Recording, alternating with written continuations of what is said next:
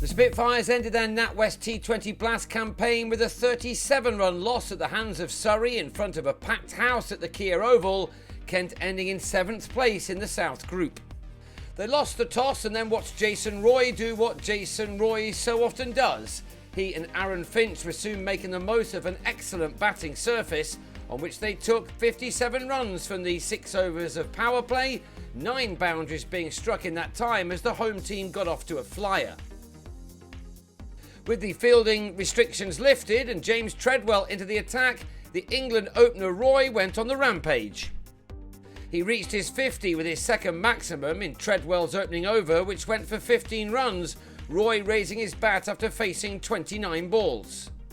He celebrated by planting Matt Coles over the rope, and when Finch also did the same off Darren Stevens, Surrey had 104 runs on the board after only 10 overs, with both openers still at the crease. Roy was simply superb. Some of his stroke play was outrageous as he found the boundary time and time again to rapidly reach the 80s. Only a win for Kent, coupled with other results going their way, would have had them through to the quarter-finals, and this match was really taken away from them very quickly by Roy and Finch, the latter completing his own half-century off 38 deliveries, with his second 6 to go with his 4 fours. By now, Roy was into the 90s, but Finch looked determined to catch up with him. Will Gidman discovered just why the Australian is ranked so highly in the world in T20 cricket, as a couple more maximums in the 16th over had Surrey up at 175 without loss. Roy's 14th 4 then took him to his 4th T20 ton, this one occupying only 51 deliveries. It was the batsman at his very best, and very few attacks across the world could have stopped him in this mood. He and Finch had put on 187 runs when at last in the 18th over there was a wicket, Finch on 79 giving Joe Denley a catch off Mitch Claydon. David Griffiths then struck twice in the penultimate over by bowling straight. Chris Morris was bowled for 3, and Tom Curran went in the same way for 4 just after the 200 had been breached. The innings ended with the run out of Sam Curran coming back for a 3rd, Coles with the throw, which left Roy unbeaten on an exceptional 120, Surrey ending their 20 overs on a mammoth 212 for 4, Claydon's figures of 1 for 27 from 4 exceptional in that.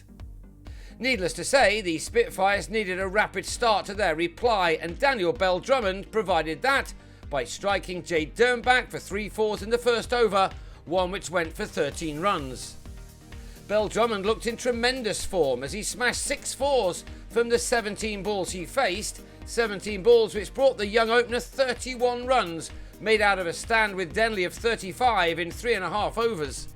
So it was a real shame when Bell-Drummond then found Morris off the bowling of Sam Curran. But the boundaries kept on coming from Denley and Sam Northeast, this pair taking the total to 59 for 1 at the end of the 6 overs of power play.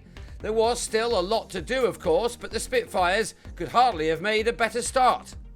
But when Denley on 20 tried to sneak a run, he was run out by Ben Foakes with the score on 67 for 2.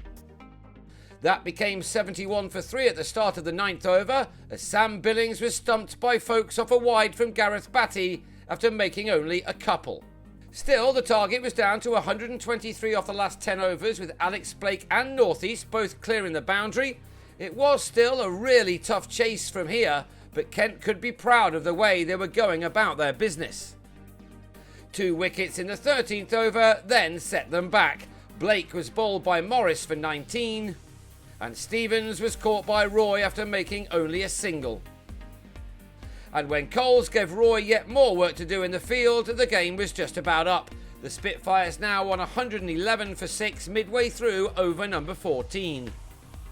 Northeast knew that it was now down to him. He cleared the rope off Morris and then struck his 4th 4 to reach a 50 from 40 balls. Alas for him, there was now just too much to do, with 52 runs required off the game's last 2 overs. Northeast fell for 59 in the penultimate one, Dernbach with the wicket, and although Gidman struck a couple of 4s in the last over to end on 30 from 20, the visitors fell well short of their target on 175 for 7. That meant a 37-run defeat, the Spitfires' 8th from their 14 matches.